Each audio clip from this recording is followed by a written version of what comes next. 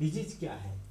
Physiology के जितने भी चैप्टर है, जितने भी सिस्टम है, उनकी डिजीज भी है साथ में। और डिजीज हर बार एक क्वेश्चन देके जाती है, डिजीज हर बार एक क्वेश्चन देके जाती है। वैसे तो अगर अपन डिजीज की बात करें तो अस्थमा, ब्रोंकाइटिस, एम्फाइसीमा, या आगे देखें तो निमोनिया वगैरह, टीबी। और ऑक्यूपेशनल की अगर बात करें तो सिलिकोसिस, बेगोसिस, बेनोसिस, एंथ्रेकोसिस वगैरह जो एमबीबीएस लेवल पे पढ़ाया जाता है। अपन को एनसीईआरटी फॉलो करना है। क्या करना है? एनसीईआरटी फॉलो करना है। सबसे पहले अस्थमा की बात करें, अस्थमा की बात करें तो उसमें क्या होगा, ब्रोंकस और ब्रोंक्यूल्स दोनों में क्या होगा, इफेक्ट आएगा, म्यूकस आएगा। क्या आएगा? म्यूकस आएगा, जिससे सांस लेने में तकलीफ होगी और गड़गड़ाहट की आवाज़ आएगी। अब जो ब्रोंकाइटिस है इसमें क्या होगा, सूजन और जलन होगी, सूजन और जलन होगी। ठीक है, किसमें होगी? ब्रोंकाइटिस में। एम्फाइसीमा में क्या होगा, एल्यूलर वॉल होगी वो क्षतिग्रस्त हो जाएगी। वो क्या हो जाएगी? क्षतिग्रस्त हो जाएगी।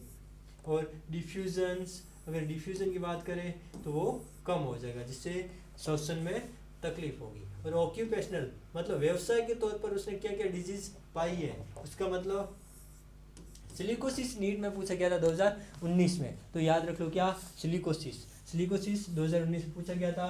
तो हो सकता है वापिस पूछा जाए, जब भी एग्जामिनर पुराने पेपर देखे हो सकता है भी पूछ ले। ये हो गया। अब इनको ऑक्यूपेशनल रेस्पिरेटरी डिजीज के लिए मास्क दिया जाता है। क्या दिया जाता है? मास्क है। कोई आप कोई खदानों में काम कर रहे हो या ऐसी जगह काम कर रहे हो जहाँ पे कहीं राख है तो कहीं धुआं, कहीं राख है तो कहीं धुआं है, या ऐसी जगह काम करो जब डस्ट है, कण है, तो मास्क पहनो। क्या करो? मास्क पहनो। ठीक है बच्चों, तो अपना ये रेस्पिरेटरी सिस्टम हो गया ख़त्म। अब मैं इसमें बताने जा रहा हूँ एसएन। क्या बताने जा रहा हूँ? Important topic. फिर जब टाइम ऑफ रिवीजन जो सबसे पहले करना है, यदि जो बच्चों के मार्क्स 300 आ रहे उनके लिए ये है कि आप नीट का एग्जाम देने जा रहे हो, हाथ में तो कुछ है नहीं, एक महीना पहले मान लो 300 350 स्कोर आ रहा है, और जब एक महीना रह जाए अब के कुछ अलग करने की सोचने, भाई कुछ होता नहीं है, या पढ़ाई छोड़ दो, या अपन क्या करते पढ़ाई वगैरह छोड़ देते हैं, उनके लिए बता रहा हूँ कि हो सके तो देख लेना। क्या करना? देख लेना। क्या क्या पढ़ना है अपन को? 300 मार्क्स वाले बच्चे जो फुल मार्क्स लेके आते हैं उनको तो सब चीज़ें याद रहती है, जो 500 मार्क्स लेके आते हैं उनके लिए भी याद रहती है।